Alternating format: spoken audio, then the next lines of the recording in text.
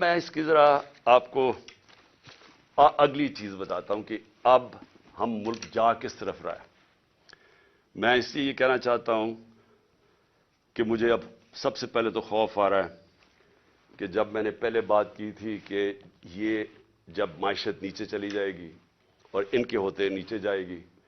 کیونکہ اسحاق ڈار جب 99 میں جب چھوڑ کے گیا تھا معیشت، تو تب بھی وہ لائف سپورٹ مشین پہ تھی، اور اس کے بعد 2018 میں بھی وہ بری طرح چھوڑ کے گیا تھا، ایکسپورٹس میں کوئی اضافہ نہیں تھا، اور اب آ کے اس نے وہاں لے گیا ہے کہ پاکستان کی نیشنل سیکیورٹی کو خطرہ ہے۔ میں اس لیے یہ کہہ رہا ہوں کہ جن لوگوں نے اب بیل آؤٹ کرنا ہے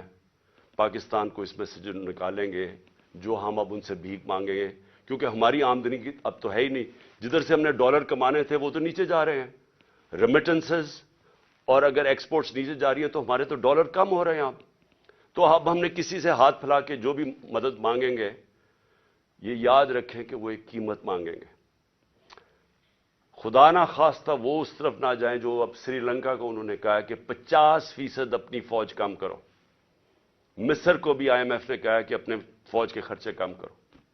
تو جو بھی اب بیل آؤٹ کرے گا وہ اب کنڈیشنز دے گا۔ تو پہلی تو کنڈیشنز میں نے آپ کو بتا دیں کہ ابھی انہوں نے مزید اور ٹیکسز لگانے ہیں، کیونکہ ہماری ٹیکس کلیکشن گر گئی ہے، 400 ارب روپے کے ٹیکسز لگانے ہیں، تو وہ بھی مہنگائی پیدا کرے گا۔ انہوں نے یہ جو پٹرول اور ڈیزل اور بجلی کی قیمتیں بڑھانی ہیں تو وہ اور مہنگائی کرے گا، تو عام آدمی کو سارا کچھ افیکٹ کرے گا۔ لیکن سب سے زیادہ کہ یہ ملک ایک بڑا خواب پاکستان،